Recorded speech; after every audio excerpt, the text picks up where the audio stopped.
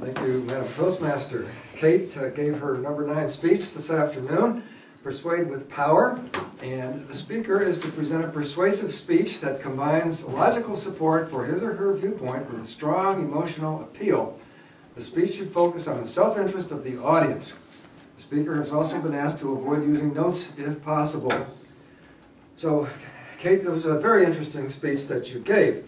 And I understand that you're going to give an expanded version of this speech before a red light's on. I'm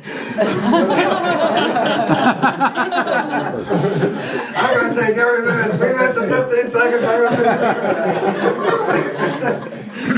Kate is actually giving a version of this speech, an expanded version, before a panel discussion dealing with women's affairs. I forgot the whole thing, but at UC San Diego, I think it is, in another week or two, and she's part of a panel discussion. So this was kind of a dry run for what she's going to do down there. So she really needed to come across today as being professional and get her viewpoint across with a strong emotional appeal. Now, the group of people she's talking to in San Diego, I'm not sure they're going to be up for emotional appeal, so you may want to tone that down a bit down there. And the second thing is I noticed you came up with some very interesting tennis shoes and jeans. And I really don't think this is an appropriate dress for a panel discussion. And if you were really going to play the role, you probably should have dressed in a more business-like attire for the speech today.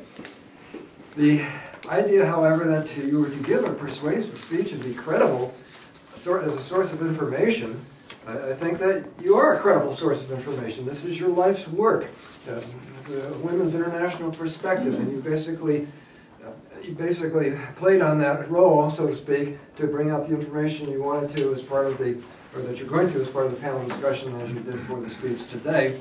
And certainly you were sincere and had conviction about this, so I thought that this was good. Now, did the speaker praise his or her appeal in terms of the audience's self-interest?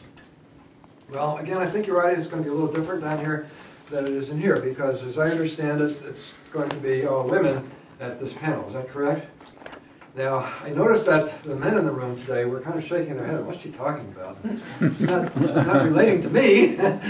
So you'll probably, that's okay, because you're really practicing this for 2 weeks down the road. So that's okay. So men, don't take offense if she doesn't really connect with you all. And if she hasn't connected with you all earlier in the meeting of the speech.